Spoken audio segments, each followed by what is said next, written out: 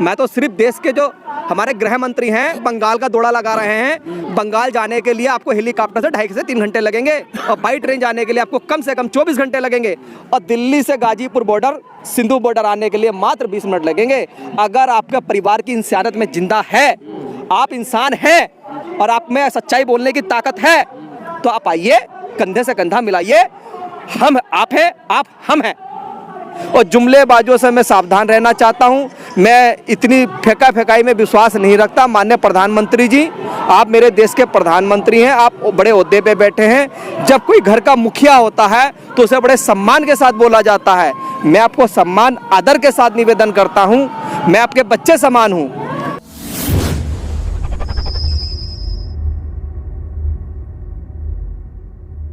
मैं डिस्ट्रिक्ट बिजनौर उत्तर प्रदेश से आया हूं, सिख समाज सेवा समिति से हूं, उसका प्रवक्ता हूं।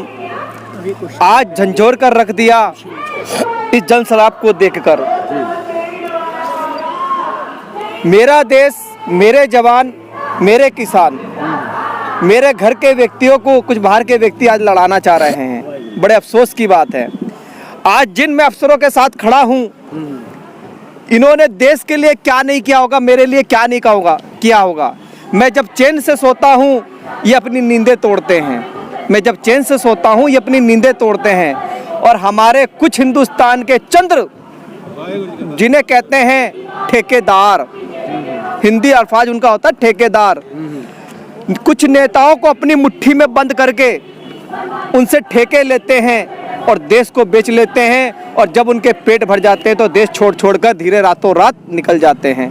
मैं सिर्फ प्रधानमंत्री जी से आग्रह करना चाहता हूं, अगर आपके पास इंसानियत जिंदा है, जमीर जिंदा है, अगर आपका परिवार है, जागो जागो जागो। सुबह का भूला शाम को घर वापसी आता है, उसे भूला नहीं कहा जा सकता। तो क्या बिल वापस हो जाएंगे तो वोट फिर देंगे आप बीजेपी? देखिए, वोट का मसला अलग है, वो चीज अलग है, हमारी वोटों की लड़ाई नहीं है। सुबह का भूला शाम को कैसे आएगा? सुबह का भूला शाम को इसलिए आएगा, अगर कोई बच्चा घर में गलती कर जाए तो माँ बाप माफ कर देते हैं। तो प्यार के द्वारा वोट भी तो दे सकते हैं आप। वोटों की कोई लड़ाई नहीं है, वोटों की किसने लड़ाई बताई है? घर वापस आ गया ना। भूले का घर भूले का शाम को इस वजह से आएगा। ये जो किसान है ना, किसान एक लड़ाई नहीं लड़ रहे, ये हमारी गलतफहमी है। किसान 70% जरूर है, 80% जरूर है, पर 20% उन लोगों की लड़ाई लड़ रहा है जिसकी हम कल्पना भी नहीं कर सकते। आज मेरे घर में अगर मैं गांव में खेती कर रहा हूं तो मुझे वो गेहूं मुश्किल से 10 या 15 रुपए पड़ जाएगा, बहुत होगा 20 रुपए पड़ जाएगा। अगर मैं अपने जिले को छोड़कर अन्य राज्य में जाता हूं, वही गेहूं मुझे कम से कम आने वाले 10 साल के अंदर 80 रुपए 90 रुपए में खरीदना पड़ेगा। वो मेरी मजबूरी बन जाएगी। भूलने का मतलब सिर्फ उसका यह है कि जो उन्होंने गलती करी है वो अपनी गलती मान ले। जनता से, पब्लिक से बड़ा कोई नेता नहीं है, जनता ही नेता बनाती है। और ये कुर्सी कोई किसी की मोहताज नहीं है। नेता बना देंगे आप? हाँ? फिर नेता बना देंगे। अगर देश हित के लिए अच्छा कार्य करते हैं, अगर आप भी आते हैं तो हमें भी कोई दिक्कत नहीं है। मामला सुप्रीम कोर्ट में है, अगर ये मामला उनके पक्ष में चला जाता है तो क्या होगा? नहीं, देखिए, सुप्रीम कोर्ट का मामला है, मैं उसमें मैं कुछ बोलना नहीं चाहूँगा। बाकी मुझे अपनी सुप्रीम कोर्ट पे मेरे देश के हर न्यायालय पर पूरा संपूर्ण विश्वास है, क्योंकि जो हमारे देश के न्यायालय में बैठे हैं वो भी किसान के बेटे ही हैं। किसे मारोगे, कहाँ से मरवाओगे, किस ढंग से मरवाओगे, कोई रास्ता विकल्प बाकी नहीं है। माननीय सुप्रीम कोर्ट ने कमेटी बनाई थी, कमेटी का रिजल्ट क्या आया था वो सबको पता है, मुझे उसमें टिप्पणी करने की मेरी जरूरत नहीं है।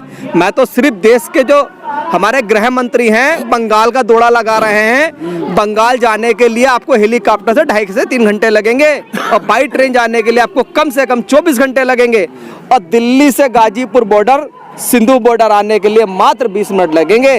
अगर आपका परिवार की इंसानियत में जिंदा है, आप इंसान हैं और आप में सच्चाई बोलने की ताकत है तो आप आइए, कंधे से कंधा मिलाइए। हम आप हैं, आप हम हैं। ये कोई मान लेते हैं गलती हो जाती है कानून बनाने में, अगर आपसे कानून सही होता तो उसमें इतने संशोधन नहीं करते। गलतियां इंसान से होती हैं, शैतानों से नहीं होती हैं। इतने सारे किसान शहीद हो गए, अभी भी गलती। जो किसान शहीद हुए हैं मैं उनको मस्तक करता हूँ, नमन करता हूँ। ये किसानों की कुर्बानी है, व्यर्थ नहीं जाएगी। आज किसान आंदोलन अनशन पर बैठे हैं। अगर ये जब तक नहीं मानते हैं, ये अनशन चलता रहेगा।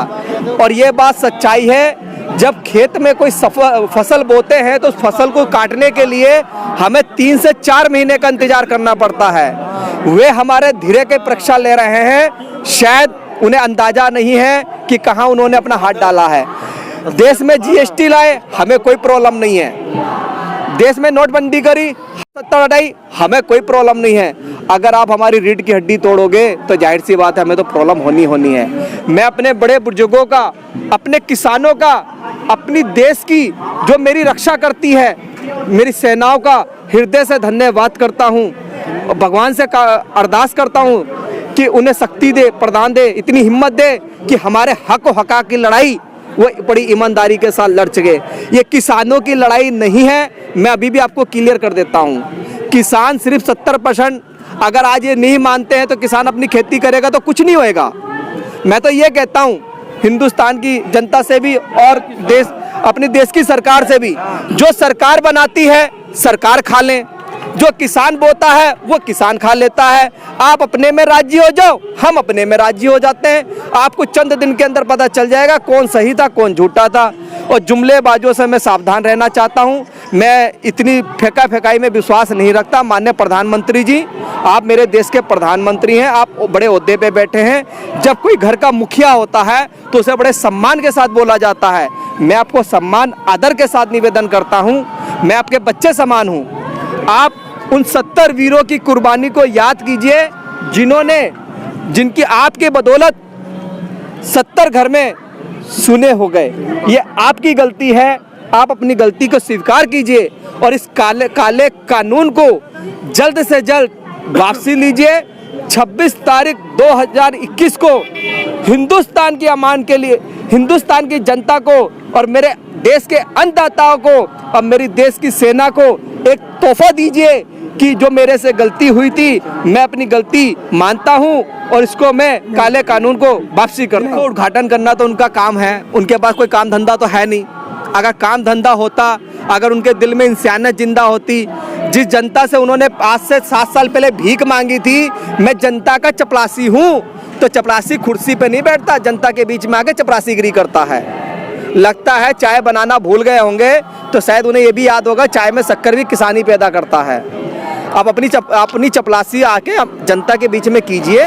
आप इस काले कानून को वापसी कीजिए। आपने गलत नंबर डायल कर दिया है। अगर हमारा बैंक के पासवर्ड में अगर कोई एक गलत अंक डल जाता है तो उसका खाते का लॉक नहीं खुलता है। तो आपने भी एक ऐसी गलती कर दी कि ना, आपने एक गलत नंबर डायल कर दिया। इस नंबर को सही हो सकता है। हमारे देश के अन्नदाताओं से, मैं जनता से माफी मांगने को नहीं कह रहा हूँ। तो खत्म नहीं हो गई नंबर डायल करने की? टाइम लिमिट तो खत्म नहीं हुई ना, अभी टाइम लिमिट खत्म ना हुई, उनकी हो गई है। देश के किसानों की कभी टाइम लिमिट खत्म हो ही नहीं सकती, उनकी हो गई है। उनको शायद ये भूल गए हैं कि मुझे की सारी जिंदगी में जीवन के लिए बैठा दिया है। जो बैठा सकते हैं उन्हें उतारना भी आता है।